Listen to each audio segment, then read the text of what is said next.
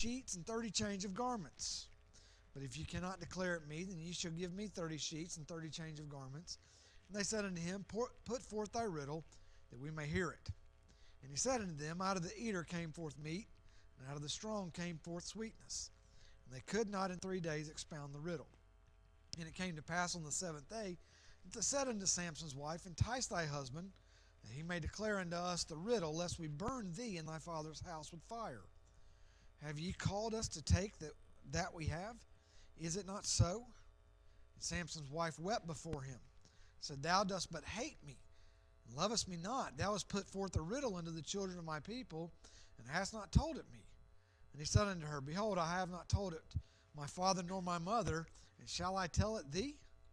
She wept before him the 7 days while their feast lasted. And it came to pass on the 7th day that he told her, because she lay sore upon him, and she told the riddle to the children of her people. And the men of the city said unto him on the 7th day before the sun went down, What is sweeter than honey?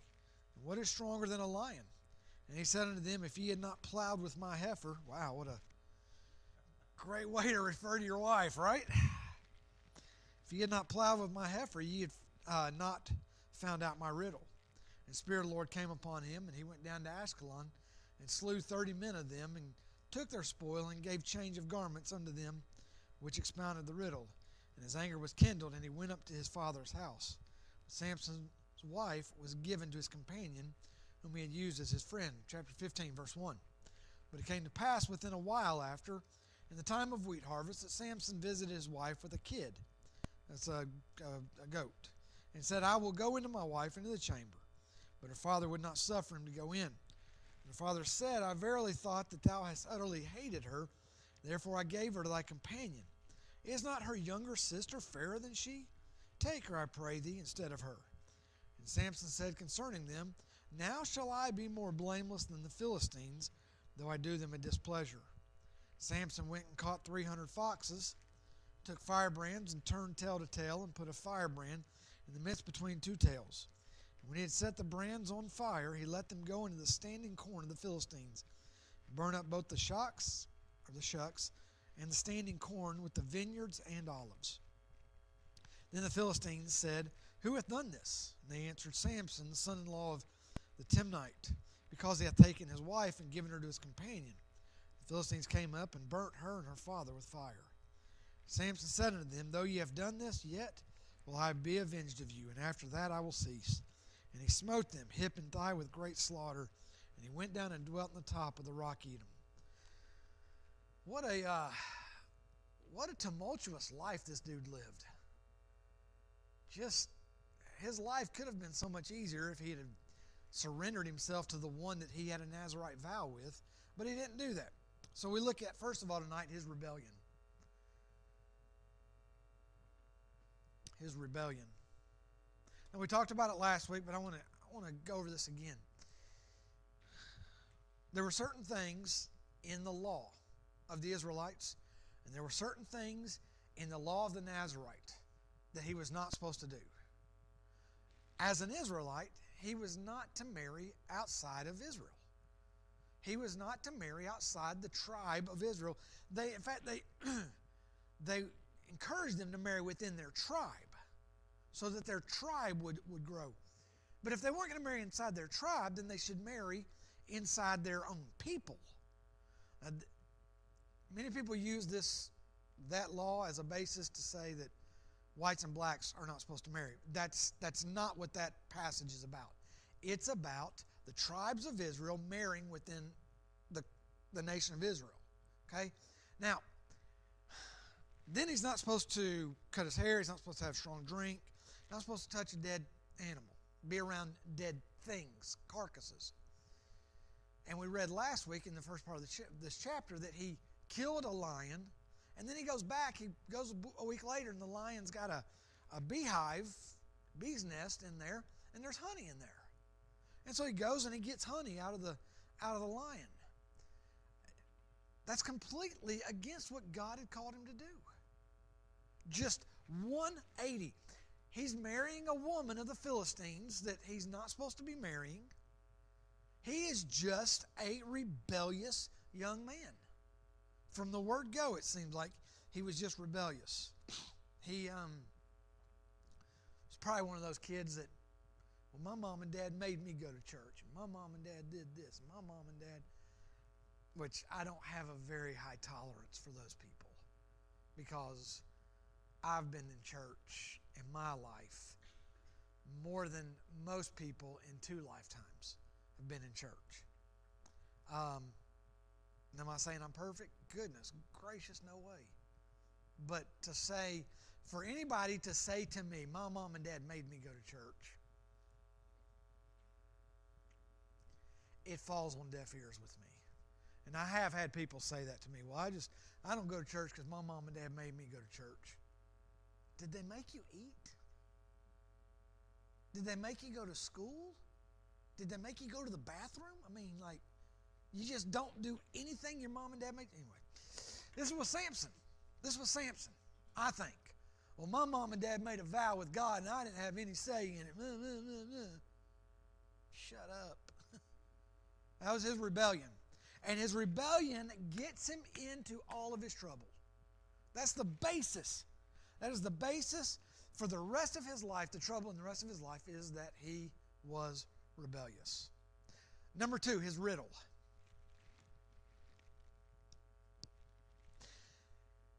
His rebellion is so, what's the word I'm looking for? I guess great. And that's not a good way. It's just so monstrous that he uses his own rebellion as part of a riddle like it's no big deal. He talks about this. He says, Samson said unto them, verse 12 of chapter 14, I will put forth a riddle unto you, if you can certainly declare it me within the 7 days of the feast. Find out, then I will give you 30 sheets and 30 change of garments. But if you can't declare it, I get it. He said unto them, out of the eater came forth meat, out of the strong came forth sweetness. And they could not in 3 days expound the riddle. So this thing that he's not supposed to be a part of, he uses as a joke. He takes sin and makes light of it. Makes it funny. Uses it for personal gain. There is seemingly no limit of his rebellion. He says, let me ask you a question. What food comes forth out of the eater, and the sweetness out of the strong? Well, he shouldn't have even known this. He shouldn't have known this because he wasn't supposed to be there. But he takes this and he involves his own disobedience in this. Second of all, he involved his own arrogance in it.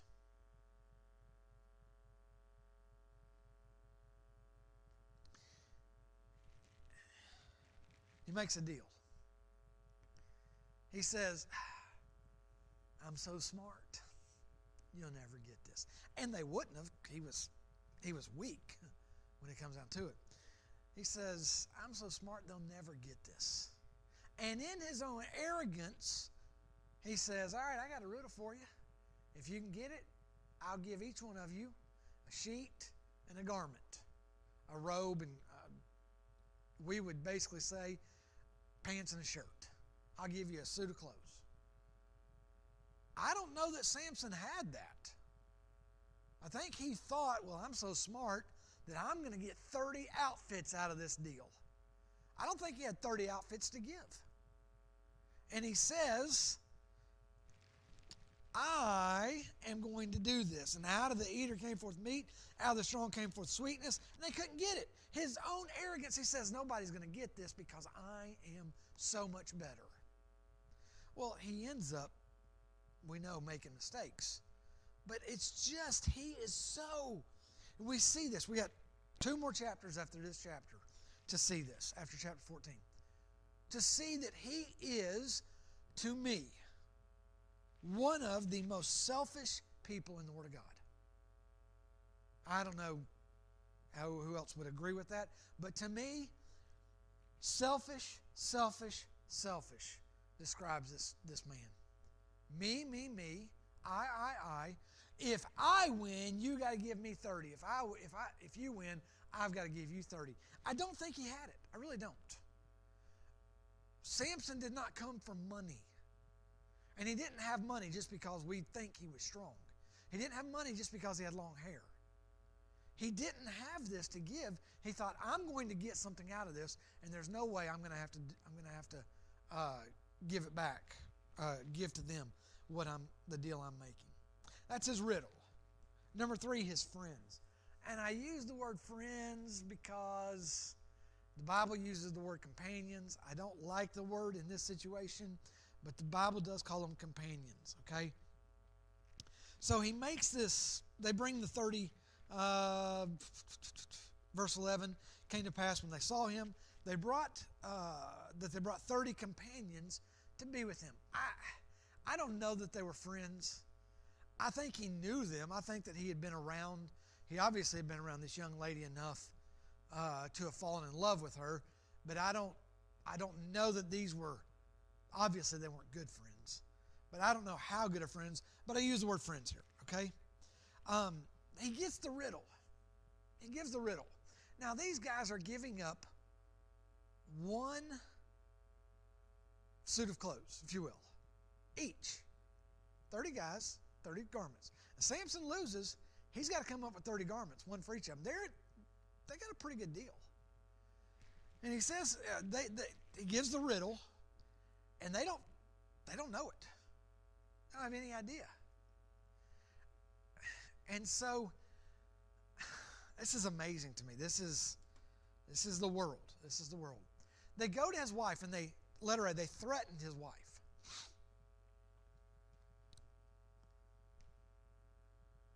They go to her and say, listen, you find out what this riddle's all about, or we are going to destroy you and your family with fire.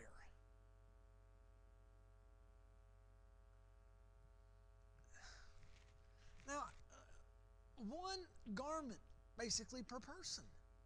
One outfit per person. So do we really think, was it about the outfits? Was it about the clothing? No. What would you guess it would be about? Pride. Yeah. Pride. You have Samson, who's full of pride. He's full of arrogance. He's full of self. And then you have these guys, these Philistines, who are the exact same way. They could have all gotten rid of one garment, and they'd have been all right. But instead of making that deal, they say, you know what, we're not going to let this Hebrew get us. I'm not giving in to this guy. I'm not going to be taking him to this guy. Let's go talk to the wife. Let's go tell whatever her name was. If she doesn't get the answer for us, we're going to burn her and her family to the ground. What a wicked, wicked group of people.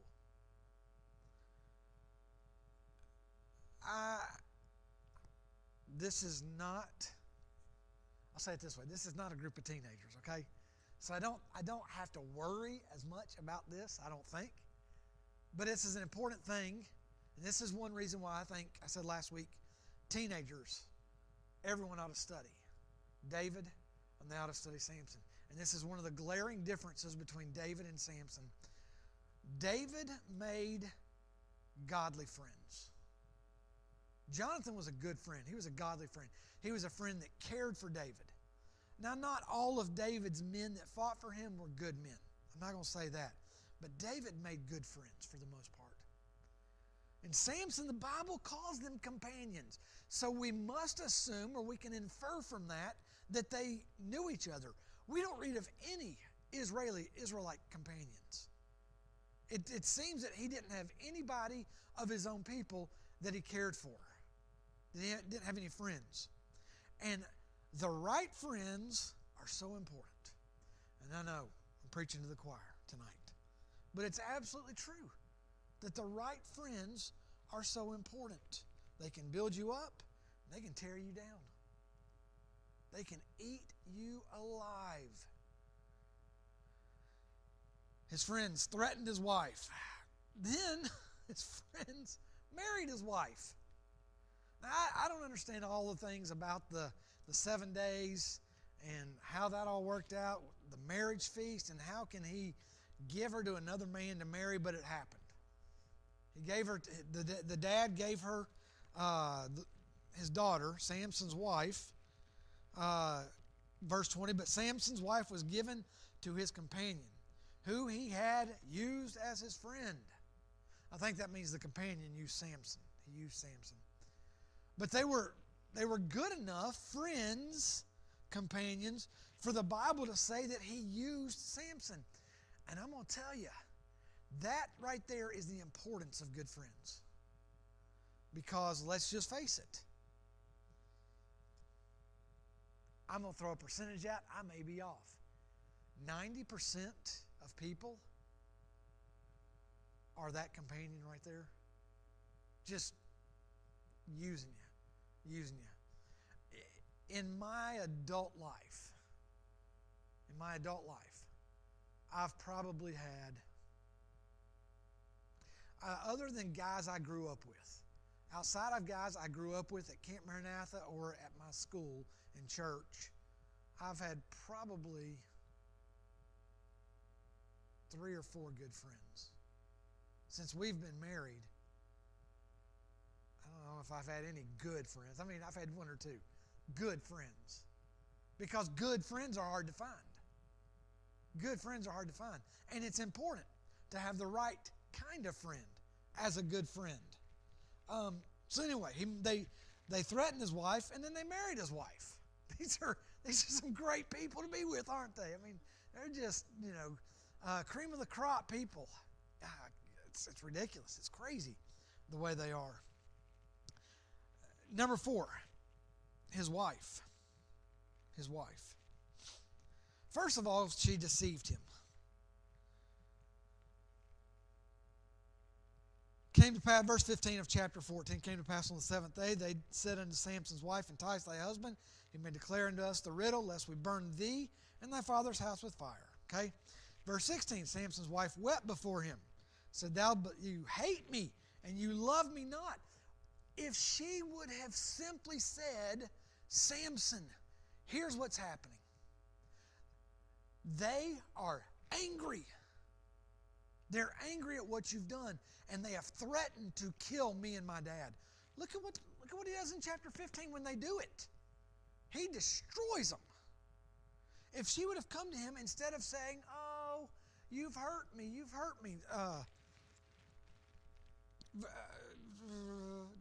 Verse 16, wept before him, said, thou didst but hate me and lovest me not. Thou hast put forth a riddle unto the children of my people, hast not told it to me.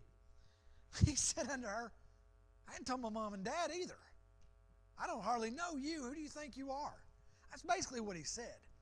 But if she had said to him, they're going to kill me. They have threatened me to kill me. We read in the last passage, last week, we read where God used Samson to destroy the Philistines. He even used Samson's rebellion to destroy the Philistines. I have no doubt that if she had come to Samson and said, Samson, this is what's going on, that Samson would have said, all right, we'll take care of it. I believe the Spirit of God would have fallen on Samson, and he would have taken care of him. But she deceives him. And then, let her be, she betrays him. She wept before him the 7 days while the feast lasted. Came to pass on the 7th day that he told her, because she lay sore upon him. She was wearing him out. Please tell me, please. You would have thought he'd have learned. He doesn't learn, because it does the same thing with Delilah. We'll get to that. But you'd think he'd learn. But she says, please tell me, oh, Samson, they're just, And he says, fine, I'll tell you what the riddle is. And he tells her. What's the first thing she does? Dries up her tears. She goes and tells the Philistines what had happened. She betrays him. This is so messed up. This whole scene is messed up. Samson's rebellion, the companions wanting to kill her, threatening her, then marrying her, and it's just all. It's daytime soap opera drama with movie shoot 'em up action. I mean, it's ridiculous. But she deceives him, and then she betrays him. And then letter 5. letter 5, number 5. It's a letter V is what I'm looking at. Number 5, his revenge. His revenge. This is, we read here the only time that I know of, I may be thinking wrong, but this is the only time we read of where the Spirit of God doesn't move on Samson. I'm getting a little ahead of myself. Let me back up a little bit, okay? In chapter 14, he loses the bet. He loses the bet. And verse 19, Spirit of the Lord came upon him. And he goes down to Ashkelon. This is one reason I don't believe he had the garments. Because he goes and kills 30 guys to get the garments. Spirit of God moves upon him. Now, it's hard for us to comprehend this. In some regards, the men in Ashkelon are innocent. They had nothing to do with this bet. However, these are the enemy of God. These men are the enemy of God. And God is using opportunity, as Samson allows it, using opportunities to destroy the Philistines. Okay? And in this case, the Spirit of God came upon him. He went down to Ashkelon and slew 30 men of them and took their spoil and gave change of garments unto them which expounded the riddle. And his anger was kindled and went up to his father's house. He takes care of it. He kills these 30 men in Ashkelon, gets the garments and everything. He goes and fulfills his duty, his debt. But he's still mad. Mad as a hornet, as we would say. And rightfully so. He's mad. He's been betrayed. He's been deceived. They have threatened his wife and all these things. Okay? Then, you come to verse 20. But Samson's wife was given his companion who he had used as his friend. I don't know how much time had passed, but Samson's cooled off a little. Come to chapter 15. But it came to pass within a while after the time of the wheat harvest that Samson visited his wife with a kid. He brings a gift. He says, all right, I've cooled down. I want to go see my wife now. And he takes this little goat as a peace offering, as a gift to her. It's, I want to do this for you. Went to visit his wife, and he said, I will go to my wife in the chamber. But her father said, wait, hold on. You can't go. You can't go up there. He says, why not?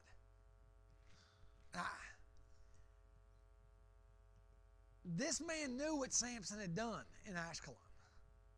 He knew Samson's fury and rage. And he says, I truly thought that you had utterly hated her, that you had written her off.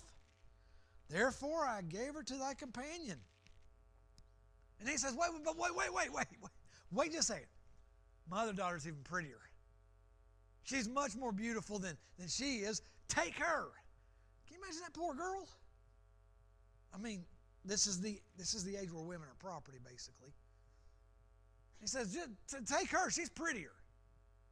She's like,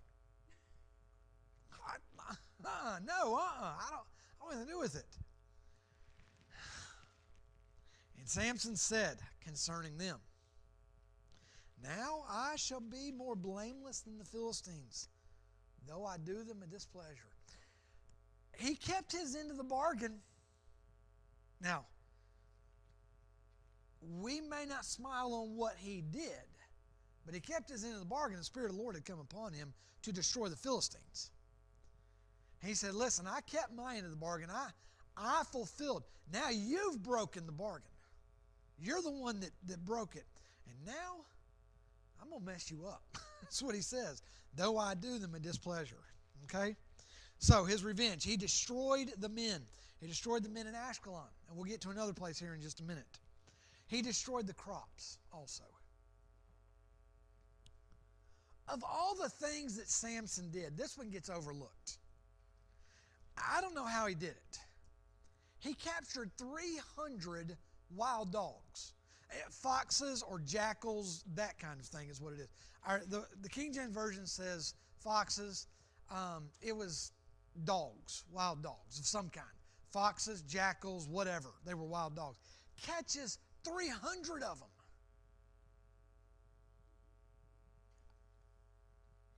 If you go coyote hunting, you're doing good if you see a coyote.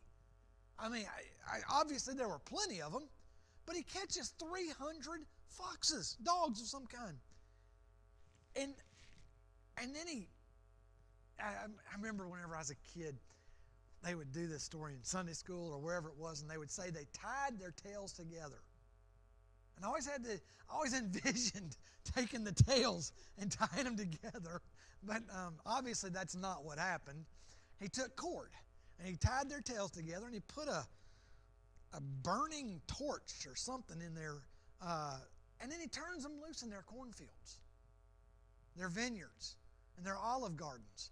And 150 pairs of wild dogs go crazy. Can you imagine seeing 150 wild dogs running with their tails on fire? They would be doing anything they could to get away from that fire.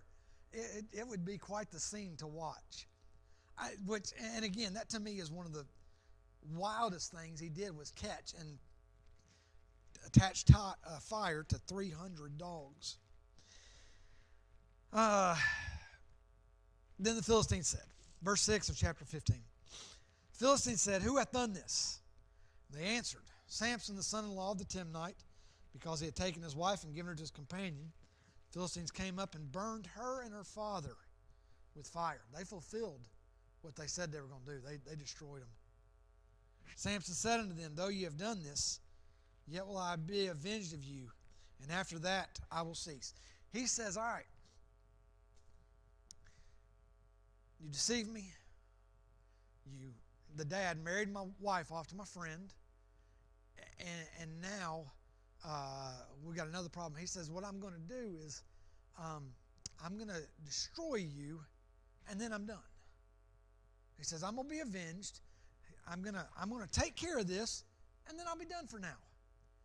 And all of the men that burnt her and her dad with fire, we don't know how many it is. And this is the only time that as I was saying earlier, this is the only time that I remember that I can find where the Spirit of the Lord does not come upon Samson before he does something like this, a great destruction. I will say this, though. Most of the people I've read about in studying this believe that he had friends, had Israelites that helped him with this, because it does not say the Spirit of the Lord came upon him. That's what they believe. I don't know.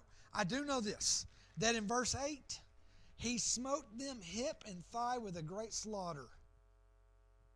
He destroyed a bunch of them.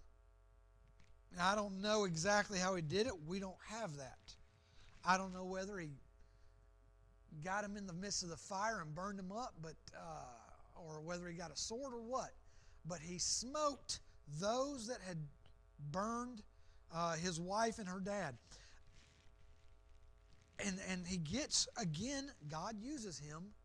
The Spirit of the Lord didn't fall upon him at this time. But the Lord uses him in a great way.